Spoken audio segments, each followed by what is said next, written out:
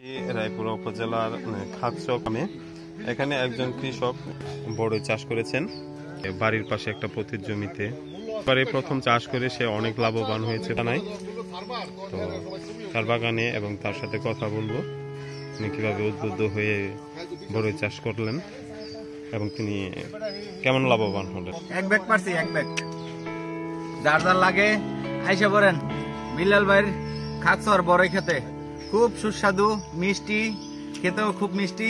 আসেন, জলদি আসেন, ফুরিয়ে গেলে আর পাবেন না। নতুন না দিদি আপেল আপেল। আমি মোহাম্মদ বিলাল মিয়া, গ্রাম খাকচর। এমনিতেই মনে রুচি হয়েছে যে আমি বড়ি চাষ করলে মনে ভালো হইব। পরে আমার জমিগুলি ওই দিকটা পড়তে আসছিল, পরে বড়ি চারা এনে লাগাই দিলাম। মোটামুটি দেখলাম যে ভালো ফলন নিয়ে আসছে, ভালোই। এখন বিক্রি প্রায় শেষ, মোটামুটি ভালোই বিক্রি করছি। আমি 35 ডিসিম জায়গা চাষ করছি। না, এর আগে বড়ি চাষ করছি না, প্রথম চাষ করছি বড়ি। আমি গেছে রমজানের 1 তারিখে চারাগুলি রোপণ করছি। ফলন 8 মাস পরের থেকে আমি বিক্রি শুরু করে দিছি। 8 মাস পরের থেকে বিক্রি শুরু করে দিছি। আমার ধারণা 60-70 মন বড়ি মনে বিক্রি করছি আর কি। আরো আশা করি তো 20 মন বড়ি আমার জমিতে রয়ে গেছে, এরকম আশা করা যায়। না না, এটা পুরাটাই আমার নিজের পরামর্শ, নিজেই গতভাবে করছি। আমি আসলে কৃষি অফিসারের কাছে যাইও নাই, এরা কোনো সময় আসেও নাই। চারাগুলি আমি শিবপুর থেকে সংগ্রহ করছি। শিবপুর নার্সারি আছে, নার্সারির সাথে যোগাযোগ করে উনি চারা আমার দিচ্ছে। উনি নিজে ওই চারাগুলি কলম করে।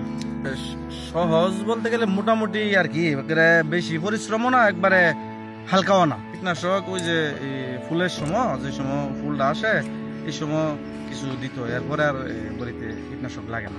আরো 35 ডিসিম জমিটার পাশেরটাই আছে, এটা করার নিয়ত থেকে আমার একটা চাচা বলছে যে আমার চারা প্রত্যেকে আনছো, তুই আমার সংগ্রহ করে দিস, আমি লাগাবো। আমি মনে করি যে যদি শরীরচর্চাটা ভালোভাবে করতে পারে তাহলে ভালো লাভজনক। এটা সম্বন্ধে আমার তেমন একটা নাই, ট্রেডিং করলে কি হইব। আর আমি আমার থিওরিতে করছি, আমি মোটামুটি ভালোই পাইছি। অনেক যারা এটা না বুঝে, আমি মনে করি এরা ট্রেডিং করে লইলেই ভালো হইব। তো হবে, ঠিক আছে। এটা আমি আবার ওই যে কীটনাশকের দোকান আছে না, এরা কিন্তু মোটামুটি সবই বুঝে। এরার কাছ থেকে কিছু বুঝা ভরা নিলেও হয়ে যা। এরপরে যদি কৃষি অফিসারের কাছে ট্রেডিং দেয় তো আরো ভালো হইব। আর আমরা অনেক ভালো বুঝে, এর কাছ তো দিলে ভালো হবে, কিন্তু আমি দেই না আর কি। বল সুন্দরী 4-5 রকমের বড়ি আছে। সুন্দরীটা লাভবান এক আছে, আর কইলো অন্যটাও লাভবান, কিন্তু এটা হইলো খাইতে অনেক সুস্বাদু, মিষ্টি লাগে। অন্য বড়িটা এত মিষ্টি না। আমি সবগুলি বড়ি ওই অনেক সময় খাইছি তো, তবে এই বড়িটা আমার ভালো লাগছে খাওয়াই। পরে আলাপ করছি, পরে সবাই বলছে যে বল সুন্দরীটাই ভালো, খাইতে স্বাদ, এই বল সুন্দরী লাগিয়েছে। আসলে এখন আমি দেখতেছি যে সবচেয়ে সুস্বাদু বল সুন্দরী।